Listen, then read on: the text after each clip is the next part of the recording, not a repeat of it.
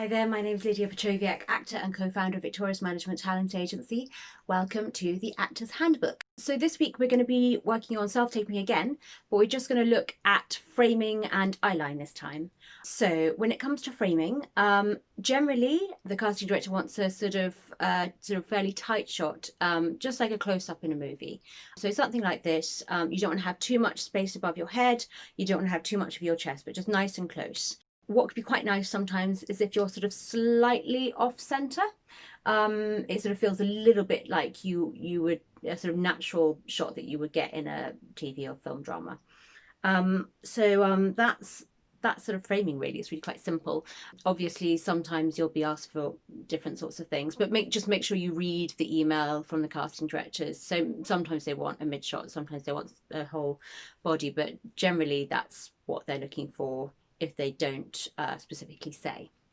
So when it comes to eyeline, one of the problems I've had with my clients quite often is they'll send me a tape and their eyeline's way over here somewhere.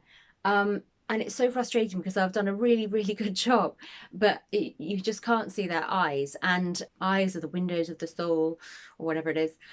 So it's really important that we can see your eyes in the self-tape. So what I suggest is cheating it a bit, and even if your reader is way over there somewhere, imagine that they're just off lens somewhere. So whether it's there or there or there, or there, just somewhere much closer to the lens. And it's a really good idea to mark that point as well, so the person you're talking to doesn't look like they're sort of moving around the room. I actually use a mannequin. I happen to have a mannequin for dressmaking, but maybe you have a wall, you can just stick a post-it note on or something, just something to mark where the person is.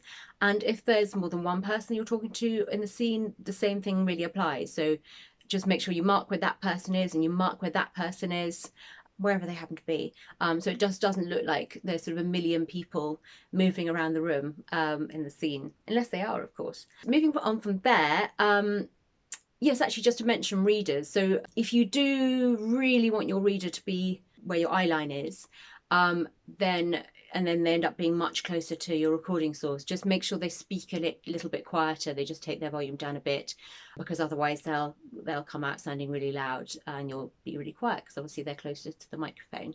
So that's that. Other important things is I think maybe it's sometimes quite nice to just hold the moment at the end of your scene. So you're not sort of darting straight in to turn off your recording device, but just hold the moment to, whether you're talking to the person here or whatever, just hold that moment at the end of your scene, so it doesn't seem like you're just suddenly jumping straight out of character and turning off your phone, or whatever it is. Oh, and always remember to film in landscape and never in portrait. I think that's everything really when it comes to framing and eyeline. I'm sure there will be questions. So please like, subscribe and comment below, and we will endeavour to help in the next one. Thank you very much. See you next week.